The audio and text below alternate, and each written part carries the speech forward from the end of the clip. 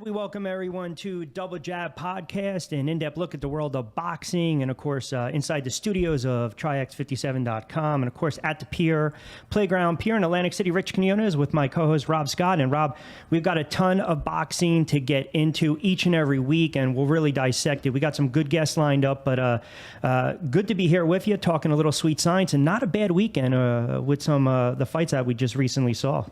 Oh, it was a great weekend of fights. As a matter of fact, it was such a great weekend of fights to the point where, there are a lot of fighters that are going to have to step up to the plate in order to be on that end of the year, fight of the year banner, you know what I mean? So I think that,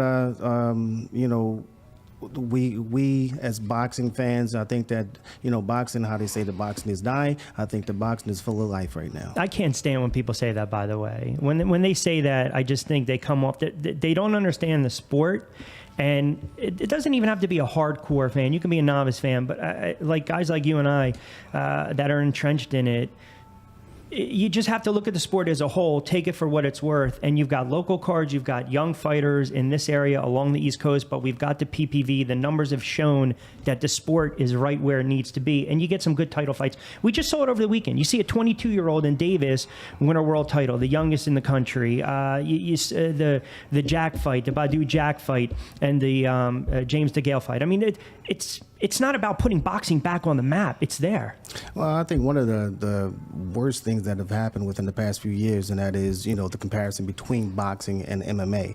MMA has gotten a sort of a kick, or sort of a push, because maybe there are some bad decisions in boxing, so they use that against boxing. But at the same time, it's not as if like MMA has great fights every night out, every card. No, they love out, the knockouts where people, when you go to somebody's boxing and you go to somebody's fights, you enjoy the knockouts, but you also want to see. But even with knockouts, 10 rounds. But even with knockouts from an MMA standpoint or whatever, like I said, it's not like every fight that happens, right. Every MMA fight is a great fight. Yeah. In boxing, when you have a bad fight, it's dissected, and they try to put, that as if like that's boxing as a whole, and we all know that that's not the case as far as boxing goes. Like you said, it bothers me when people say that boxing is dying when the reality is boxing is like old money. That's what I look at it as. Boxing is like old money, and with old money, you're able to do certain things, sure. and you have a history, and that history is will enable you to rise to the occasion. It makes you stay basically alive. And boxing, to me personally speaking, boxing will never die. No, it won't. And again, it's a great point you bring up. And just a reminder too, we're powered by the Atlantic City Boxing Hall of Fame, and each and every week from the studios of TriX57.com, and of course at the Playground Pier, we'll talk a lot more about what's going on, what's occurring, what's happening with the Atlantic City Boxing Hall of Fame. You have the ceremonies coming up in May. We'll have a couple of their inductees joining us this evening, Steve Smoger and Michael Spinks, which will be great to talk to those guys and catch up. But really, when you think about it, Atlantic City, it's not the Mecca, but back in the day, it was a hot spot for boxing. I mean, we saw some great fights at some great venues, whether it was Boardwalk Hall, even the smaller ones. You go to the 70s, you go to the 80s, the names go on and on and on. And I think, what the AC Boxing Hall of Fame, what they're doing is they're really preserving that rich boxing history that I think sometimes people forget. Well, I think, when you say it's not a Mecca, I mean, it's like beauty. Beauty's in the eye of the beholder.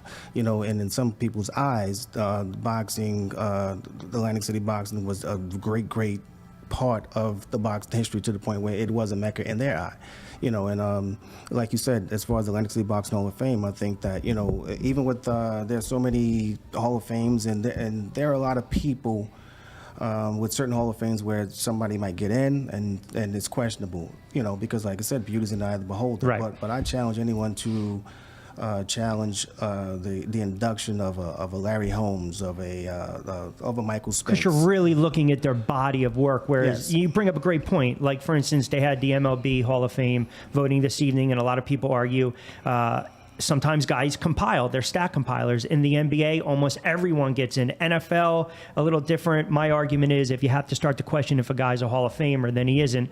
That's the beauty of boxing, though, because it's mano a mano. You can dissect their career in every single fight and also the contribution to the sport. Oh, yeah. And you know, Michael Spinks' contribution to Atlantic City boxing it's an incredible resume. You know, Larry Holmes has fought here, and it's an incredible resume.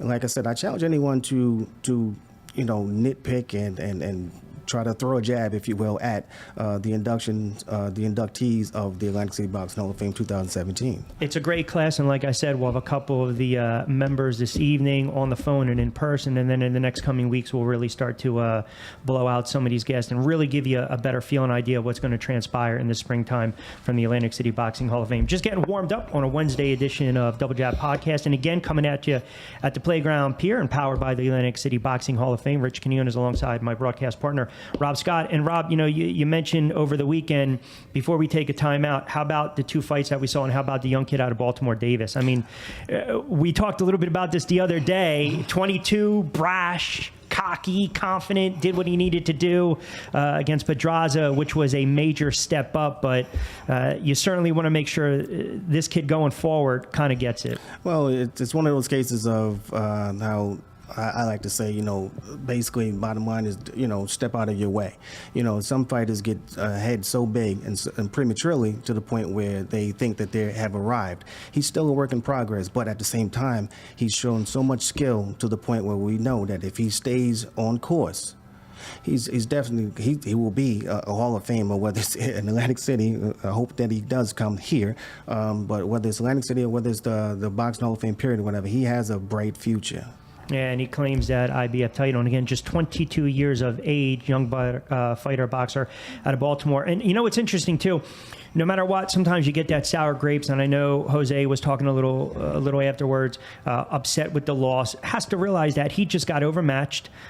He just got overwhelmed. He actually got destroyed in that fight. And I don't care if he's 5'8" and he's too tall for right around 130. It doesn't matter. You chose to take that fight. And the kid, give him credit, Davis, just jumped on him when he had to, and he just overpowered him late in that fight. Well, it's a case of fighters grabbing at straws. Granted, you don't want to admit that you are overmatched, because then that will kind of lead into your future matches. You know, so a lot of fighters, they will grab a hold of a straw and say, well, I lost because of. But bottom line is he lost because he lost to a more superior fighter on this particular night. Now, with the complaints, is he trying to say that if there was a rematch that it would be a different story? I don't think that there was anything shown in this fight that the outcome would be any different. Yeah. I think that's a fair point. I mean, and again, you know, not to belabor the point, Davis just 22, and that was a major step up, and he made it look pretty easy. Oh, yeah. And which is scary. He looked beautiful doing it, but as we were saying, you know, step out of your way. Don't get a big head. Sure.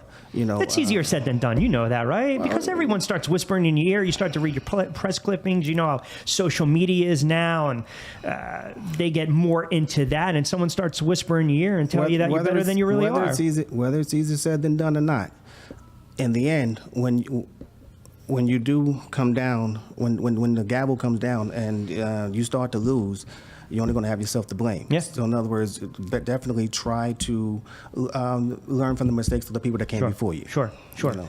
And again, everyone believes, you know, Adrian Bruner walked him into the gym one day and just kind of handed him off to Floyd because he had an AB shirt. And, you know, we'll leave it at that, but it is what it is. 13 past 7 o'clock hour Eastern time. And again, this is Double Jab Podcast. Rich Quinones alongside my co-host Rob Scott at the Playground Pier. And, of course, coming to you on TriX57.com and powered by the Atlantic City Boxing Hall of Fame. We'll take a quick time out. When we come back, we'll talk to a great Atlantic City native, a legend, a Hall of Famer, Steve Smoger. We'll have a little fun talking about his career. And again, he's going to be one of the inductees as well. And we'll get his thoughts on the state of boxing. We'll take a quickie time out. We'll come back on the other side.